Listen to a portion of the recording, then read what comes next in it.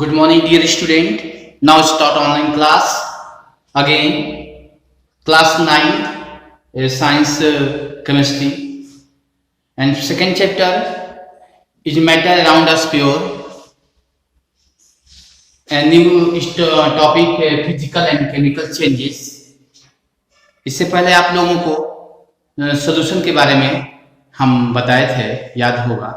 हम बात इसलिए कह रहा हूँ कि हम हर वीडियो को उसके रिलेटेड हम जोड़ने का प्रयास करते हैं कि क्रम वाइज अगर हम आप वीडियो देखेंगे तो जरूर आपको उसके आधार पर अगला कुछ सीखेंगे। लास्ट में आपको सॉल्युबिलिटी बताई गई थी, यानी कि सॉल्युबिलिटी मतलब होता है किसी पर्टिकुलर टेम्परेचर में कोई सॉल्यूट जो है सॉल्वेंट में घुल जाती है, उसी को सॉल्युबिलिटी बोलते हैं। और ये सॉल्युबिलिटी जो है प्रभावित होती है कुछ फैक्टर से, जैसे टेम्परेचर देने से कुछ सॉल्यूट अधिक घुल जाएगा या प्रेशर देने से कुछ सॉल्यूट अधिक घुल जाएगा। इस तरह जो है प्रभावित होता है कुछ फैक्टर से। बट जैसे रूम टेम्परेचर पर आता है वो अपने जो जिस हिसाब से सॉल्युबिलिटी हुई है, जैसे सोडियम क्लोराइड अगर बात करते हैं, NaCl की बात करते हैं, नमक की बात करते हैं, तो 100 ग्राम वाटर में 36 ग्राम सोडियम क्लोराइड जो है घुल जाता है। सो आपको ये बात दिया गया है, इसलिए हम आगे बात करते हैं, मेन टॉपिक की बात करते हैं। आइए हम मेन टॉपिक की बात करते हैं।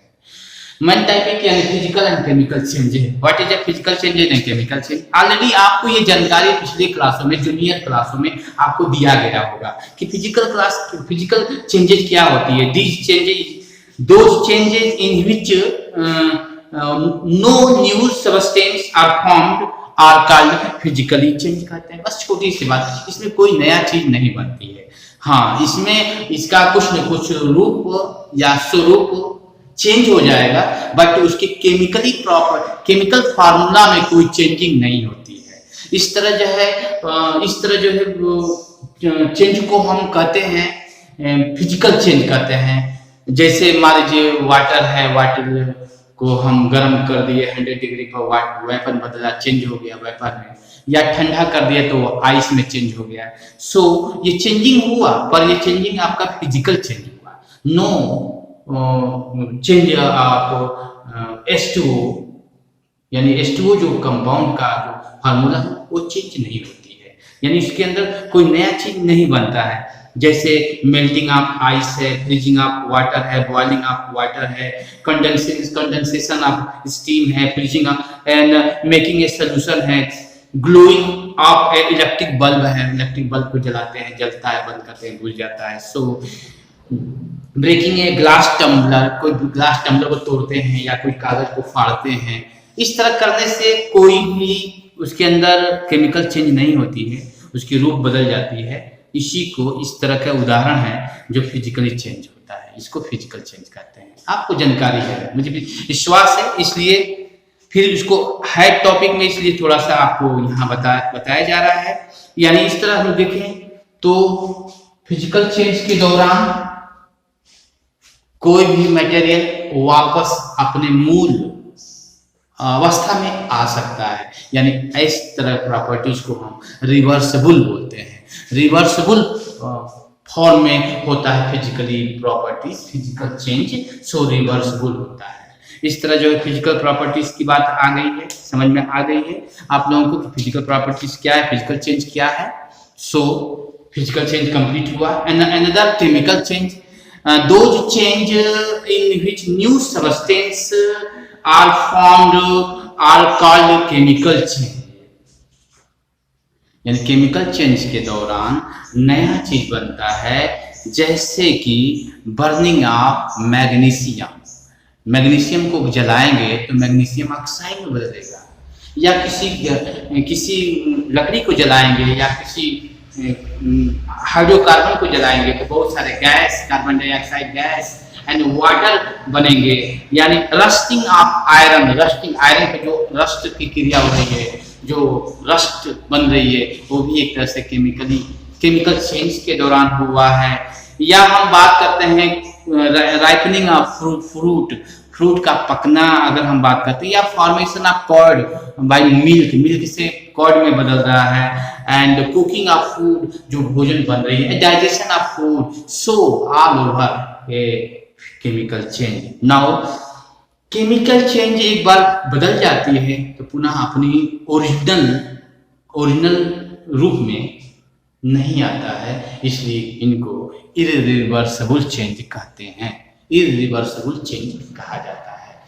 सो चेंजिंग, सो आपको कुछ ऐसे क्वेश्चन दे दी जाती हैं या आपके एनसीईआरटी के क्वेश्चनों में दिया होगा पेपरों में, एक्सरसाइज में, कि इसमें से छांटिए कि कौन सा फिजिकल चेंज है, कौन सा केमिकल चेंज है। बहुत आसानी से आप इसको अलग अलग कर सकते हैं, बता सकते हैं। सो ये कंप्लीट है physical and chemical change. Now start a new topic, a new term related of mixture या सॉल्यूशन। अभी आप लोगों को हम कहे थे कि कोई भी चीजें जो बनी है वो प्योर ही बना है, बशर्ते वो किसी प्योर चीजें, कई प्योर चीजें जो है मिक्स हो गया है, इसलिए वो इम्प्योर हो गया है। अब उन इम्प्योर चीजों में से, यानी उस मिक्सचर में से, इस सॉल्यूशन में से हम कुछ तकनीकी का प्रयोग करके, टेक्नोलॉजी का प्रयोग करके हम चीजों को अलग अलग करते हैं। इसको हम कहते हैं separation of mixture.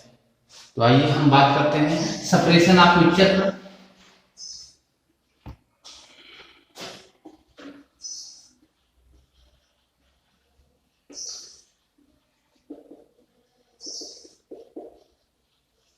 separation of mixture, many of the materials around us as a mixture. These mixture have two or more than two substance, two or more substance include. So the method of use for separating of mixture depend on the nature of it constituents. यानी कह रहा है ये बात कि हम इस ऐसे इम्प्योर चीजों को अलग करते हैं, हम अलग तब करते हैं जब हम उस मिक्सचर को पहचानते हैं, हम जानने चाहते हैं कि उस किस तरीका से वो मिला हुआ है, यानी जो कॉन्स्टिट्यूएंट है, यानी घटक जो है किसी सॉल्यूशन में मिक्सचर है, तो वो पानी में घुल जा रहा है कि नहीं घुल रहा है, या किसी दूसरे सॉल्वेंट में घुलेगा कि नहीं घुलेगा। इस तरह जो है अलग अलग सॉल्वेंट का प्रयोग करते हैं।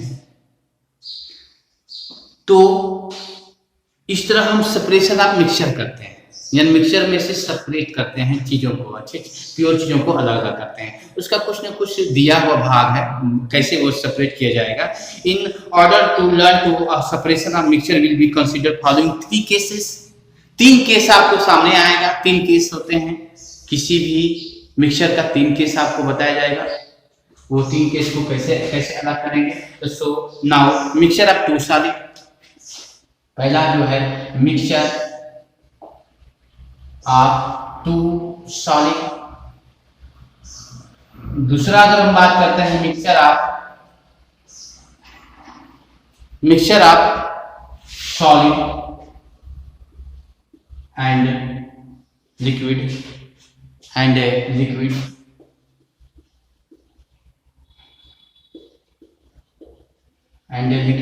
and the third mixture of 2 liquids, mixture of 2 liquids, mixture of 2 solid in a junior level का ये बातें हैं जो आपको सेपरेशन में बताया गया होगा कि सेपरेशन ऑफ 2 सॉलिड है। जैसे सेपरेशन ऑफ 2 सॉलिड है, 2 सॉलिड, सेपरेशन 2 सॉलिड। यानी अगर हम घर अपने एग्रीकल्चर में जाते हैं तो हमारा ग्रेन है, अनाज है, वो किसी खास वेस्ट मटेरियल में पाया जाता है, जो उसको किसी खास थ्रेसिंग में विनोइंग के माध्यम से उसको अलग करते हैं। विनोइंग इन थ्रेसिंग, ये सब चीजें आपको ऑलरेडी मालूम है। तो ये किसके अंतर्गत आएगा, यानी 2 सॉलिड के अंतर्गत आएगा। लेकिन आपके जो हिसाब से जो क्वेश्चन है जो है वो अलग से आपको आपके लेवल पर हम बताने का प्रयास करेंगे कि using of using of a suitable solvent आएगा इसमें, या हम बात कर सकते हैं बाय यूजिंग ए मैग्नेट की बात कर सकते हैं। तो ये आपके लेवल पर बात हो रही है। जो मैंने आज इससे पहले बताया था वो आपके जूनियर लेवल की बात हुई थी कि नहीं जो चीज़ें मिला हुआ है उसको विनोइंग करके या किसी न किसी हवा के माध्यम से उसको अलग कर देते हैं। तो इस तरह जो है आपका टू सॉलिड कंपोनेंट को अलग अलग करने की क्रियाविधि है। बट कुछ ऐसे सॉलिड होते हैं जो पानी अगर मिला देते हैं तो उसमें कुछ सॉलिड जो है, दोनों सॉलिड है, एक सॉलिड मान लीजिए उसमें डिसॉल्व हो रहा है। या सोचने वाली बात है कि टू सॉलिड है, केवल ग्रेन की तो बात है नहीं, बहुत सारी चीजें हैं जो क्या बोलते हैं अलग अलग चीजें मिले होते हैं। जैसे मान लीजिए सपोज दैट, मान लीजिए इसी के बात करते हैं कि टू सॉलिड मिला हुआ है, मान लीजिए शुगर है एंड सैंड। मान low sugar is a solid particle and sand is a solid particle. तो हम इसको अलग कैसे करेंगे? अलग करने के लिए इसके अंदर एक सुटेबल सॉल्वेंट का प्रयोग करते हैं। सुटेबल सॉल्वेंट का प्रयोग करते हैं। जैसे इसके अंदर डालेंगे शुगर यहाँ डिसॉल्व हो जाएगा। जब शुगर डिसॉल्व हो जाएगा और सैंड अलग हो जाएगा।